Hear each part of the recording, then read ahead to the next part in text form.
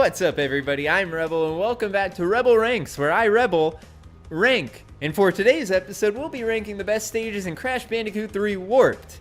And even though Crash Bandicoot 2 Cortex Strikes Back is my favorite in the original trilogy with the most consistent, high-quality level design, some of the best stages in Crash 3 are actually my favorite in the entire franchise. So once we get up into the list and I start talking about those levels, that's when I'm really going to start to get excited. Oh god, it's already started. Darn you, Crash Bandicoot! And if you didn't watch the first part of this, I started at number 16 and worked my way down to number 30, so today we will be going from 15 all the way up to number 1. Let's do this. Coming in right in the middle, we have number 15, Boneyard, the first prehistoric level and the only one lucky enough to make it to this side of the list. This stage starts with a chase segment, and if you know me by now, you'd know I'm not a fan of these chase segments. So starting with that, meh. Then it's a short side section before it switches to forward facing, and this section is fine, if not a little too short. Then sideways for a very short distance before a chase segment again. Yes, 2 chase segments. Oh boy. There's also the red gem path, and the red gem path is a long chase segment. Seriously, I'm just not a fan of not being able to see what's coming. And the fact that there were only 2 chase levels in the entire game is great, but having 2 different chase segments in one level, with the secret section also being a chase segment, that's intentionally mean. Number 14, Tail No Tails, the second jet ski level and the second from the bottom. Now, I'm not really a fan of the vehicles compared to the standard Crash platforming, but these aren't bad at all. The controls are easy enough, you can stop and turn around, and it's not a race. Basically everything wrong with the other vehicle levels in the series. And while making waves, the first jet ski level was on the worst half of this list. It started at 16, so not far off from this stage. This stage ups the ante by really condensing the enemies and narrowing parts of the path. There's new enemies, and this stage has slight branching paths, which in a narrow linear level would be backtracking. Here it's more like exploring. It really is a full-fledged level, but at the same time it's also just getting you ready for what else the jet ski levels are gonna have in store, which is a lot. Number 13, Hot Cocoa. This is the a lot I just mentioned. See? Which is a lot. See, I told you. Hot Cocoa is one of the 2 super secret stages. Hit the alien sign in Road Crash and you'll be here. And this is one strange level. It's wide open and the exit is right behind you. Except there's a line of nitros blocking you from getting to it. And there's a box counter right in front of you. Now with the 2 super secret stages, there's only 1 gem. Only 1. So there's only a box gem here. So you could hit the nitro exclamation box and leave without the gem, but that'd be dumb. So this stage has boxes all over with some in tight spaces you'll need to maneuver through without dying. Some will be made easier or possible after breaking the nitro exclamation crate at the other side. There are also 2 to 3 checkpoint boxes all over, meaning using them strategically after getting tough boxes is a great idea. Yes, a completely open-ended level is completely original and completely unique, which is kind of crazy that something this good was only done once. And there's like 10 animal riding levels, go figure. Number 12, Under Pressure. An underwater stage being this high on a best levels ranking? Must be a fluke. Well, no. A game in the late 90s did a water stage good. Movement is easy enough, the paths are open enough to get through, but tight enough to cause some alarm. There's sharks that swim back and forth and mines on chains. There's also these cool pipes, which I always had fun trying to beat them while risking getting shocked as a kid. I'm much more cautious as an adult. Then there's this fish-eyed blasting board thingy, and it's friggin' awesome. Blast everything in your way, boxes and enemies don't stand a chance. Under Pressure is a fun level, and while there isn't anything overtly amazing here, it's still enjoyable. It's the first of the 2 underwater levels, which are new, and this level is in the first warp room, so the fact that it's this easy is kind of excusable. Number 11, Ski Crazed. Yes, the 3rd of the 4 jet ski levels, and probably the best if you don't like Hot Cocoa the most. And this stage is great. Ignoring the beautiful sunset skybox, it's tough, long, gets really narrow at points, and congested with enemies. The jumps are more dangerous, with nitro sprinkled about and a bunch of bombs all over. It really is a good level. Yes, once again, it's amazing to me that the jet ski levels here are so fun and the motorcycle levels are so terrible.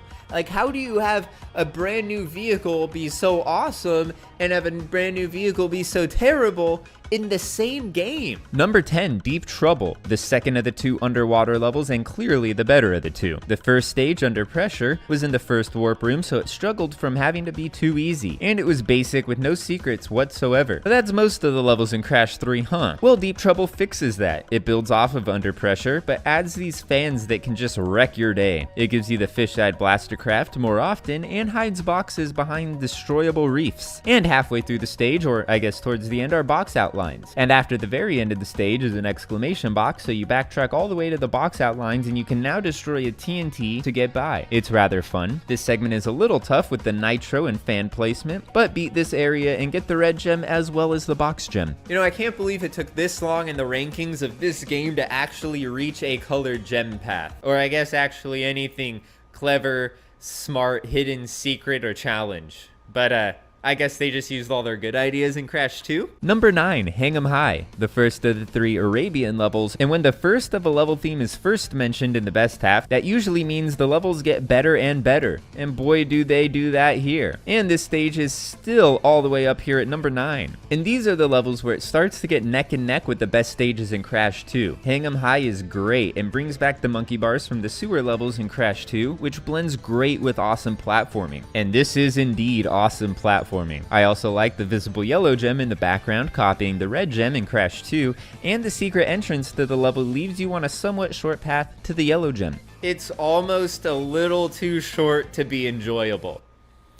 But just almost. It's still pretty fun. Number 8, Tomb Time, the first of the Egyptian levels, and once again, yes, they only get better and better from here. Tomb Time and all of the Egyptian levels have a similar aesthetic to the temple levels from previous games, but use the ice mechanic from the snow levels. However, the ice isn't used in side-scrolling, so it actually works very well here. And once again, Crash platforming at its finest. There is a separate path here that opens once you have the purple gem, and this path is much more difficult, and it's great. It's amazing, and I love it. However, it rejoins the main path at the end, so you'll need to backtrack at least once, and for a good distance, to get all the boxes. Yes, amazing platforming and a challenging colored gem path. You know, if it wasn't for the backtracking, well, then,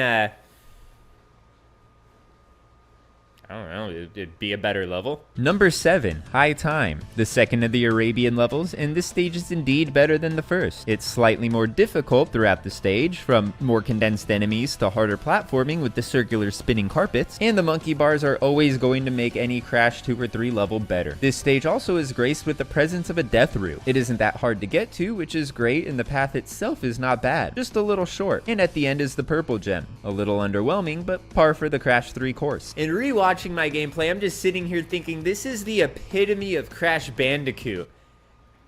How is this in the same game as Rings of Power? Number 6, Tomb Waiter, the second of the 3 Egyptian levels, and this level is, well, it can be annoying with the rising and lowering water. It's usually annoying to me when I have to wait in Crash games. Thankfully, the waiting isn't too bad, and the premise is actually kinda cool. There is a blue gem here on the death route, and the death route is pretty tough. I did die here quite a few times. But even with the waiting, which I normally don't like, it's still a great Crash level. Yes, even though it makes you wait a couple of seconds between each rise and fall of the water, it's still much more better than the backtracking in Tomb Time. And now we finally reached the top 5, and I can't hide my flaming passion.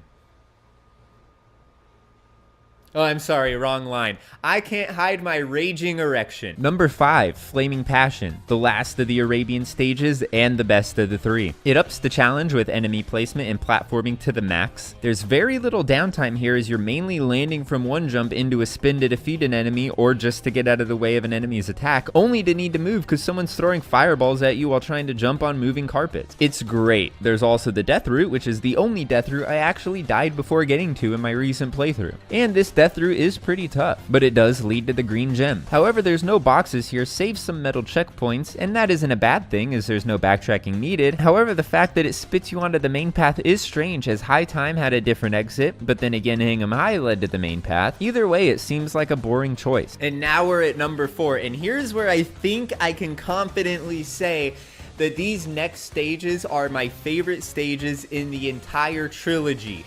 This here is Crash at his purest and best. Number 4, Sphinxinator, the last of the Egyptian levels, and it doesn't have a single flaw. The first stage had a nasty case of the backtrackies, the second has the annoying water mechanic, and this stage is just perfect. There's a little bit of optional backtracking as the left path at the start leads to 4 lives, but the path is short, so if you need to backtrack, well, oh well. And if you don't hit the metal checkpoint, kill yourself and don't go down the last path. 4 lives minus 1 life is 3 lives, so you still gain 3 lives. And then there's the blue gem path. No boxes here, so avoid it if going for the box gem, but the blue gem path leads to a section that is 99.99% oil slick, the ice mechanic. Ice mechanic. I just pictured some guy who like fixes ice. And this pure 100% slipping and sliding section is awesome. It's so much fun. It's hard to control, but oh my god, I was straight smiling the whole time while playing this. The main level here is quintessential Crash. This is what Crash should be. Plus, that has got to be one of the most fun and awesome secret sections in a Crash level ever. Number 3, Future Frenzy, the first of the 2 new future levels, and this level is awesome. I love the feature levels here so much. The path, the enemies, the platforming, the forward section, the side scrolling, the visuals, it all works so great here and is blended perfectly. And overall, the theme is pretty cool. I'm just certain to enjoy playing through this stage or any future stage, and that includes going for the box gem. Yes, there's a secret exit to the stage that leads to a new path containing the boxes you missed the first time. It's more challenging than the main section, and that's always a good thing, except if it's too challenging, but here it's not. And even though it spits you out halfway through the level, and even though there's backtracking needed, and even though you have to go all the way back to the very beginning of the level, and even though...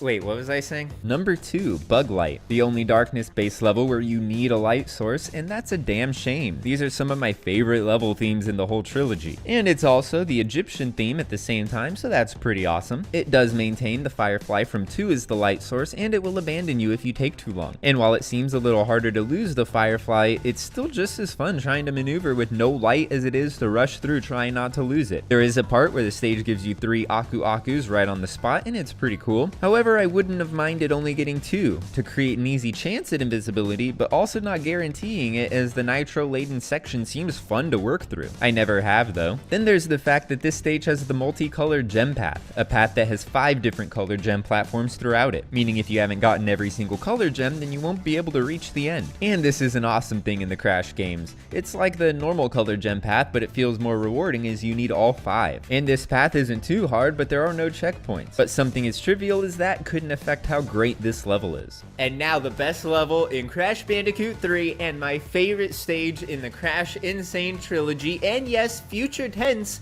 would probably be coming in number 1 if I were including it, but I am not. I'm sticking to the original games here.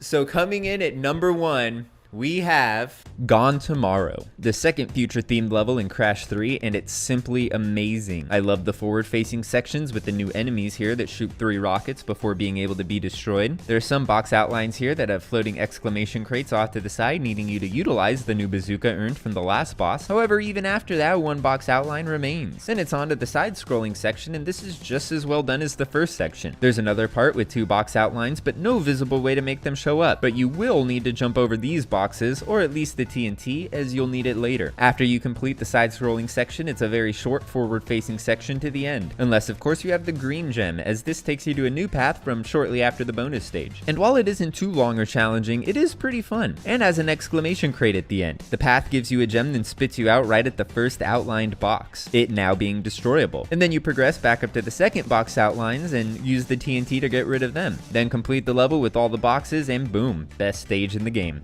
Yes, Gone Tomorrow is just a blast to play. It's so much fun, and I love the way that the colored gem path works here. And oh my god, these future levels just look so amazing in the Insane Trilogy. It's awesome, and I am truly thankful that Vicarious Visions used the future theme as the basis for their brand new stage, Future Tense, because it's the best. It was the best option they had. And that is finally gonna wrap up all of the levels in the Crash Insane Trilogy ranked. If you missed any of them, go look at my Crash Bandicoot playlist. They're all right there. I was going to be ranking the bosses, however, I don't think I'm going to get around to doing that before Crash 4 comes out, and then I'm just going to be talking about Crash 4.